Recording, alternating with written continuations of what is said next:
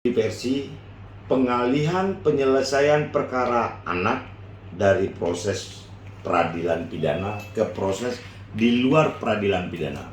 Ini pasti kita paham semua. Apa maksudnya dari diversi?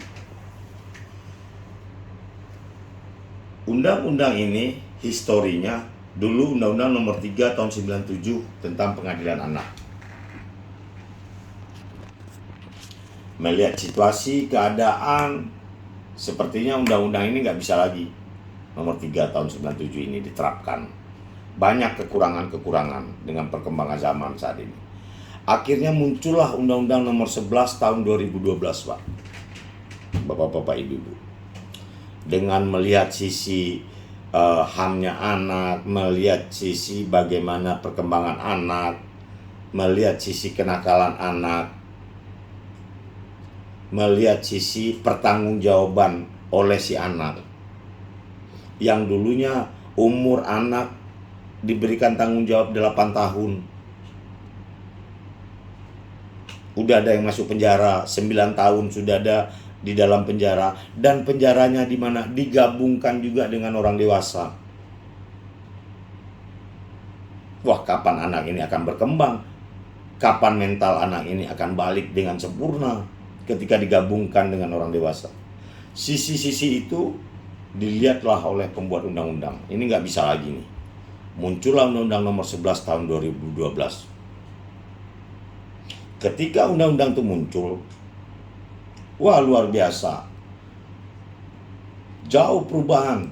Pertanggungjawaban anak, umur anak tersebut udah berubah 12 tahun ke atas.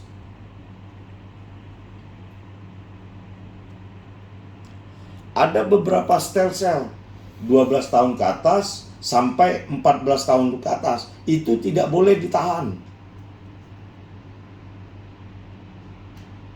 Yang boleh ditahan kapan, Pak Jaya? 14 tahun sampai 18 tahun baru putusan kita bisa ditahan. Itu pun ancamannya harus 7 tahun ke atas.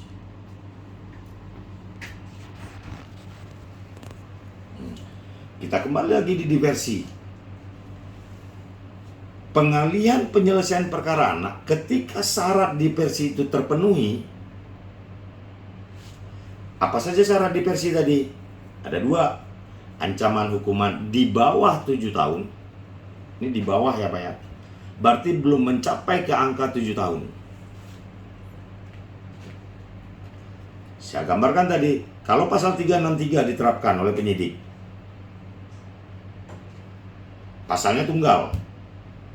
Apakah hakim boleh mendiversi perkara tersebut? Itu sudah 7 tahun. Di bawah 7 tahun, berarti belum mencapai ke angka 7 tahun. Terus bagaimana, Pak? Ternyata ancamannya di atas 7 tahun. Jadi syarat diversi harus terpenuhi dua-duanya. Ancamannya di bawah 7 tahun, dia bukan merupakan pengulangan tindak pidana. Dua-dua kumulatif itu, Pak, harus terpenuhi baru dia bisa didiversi. Ketika laporan itu masuk ke penyidik, penyidik meminta PK Bapas untuk mempersiapkan litmasnya dalam waktu 3 hari.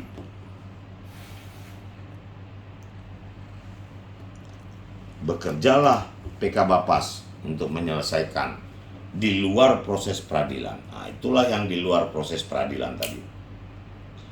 Ketika dia masuk ke dalam proses penyidikan, oh, ini anaknya umurnya 14 tahun atau 13 tahun, anak-anak ini kategorinya.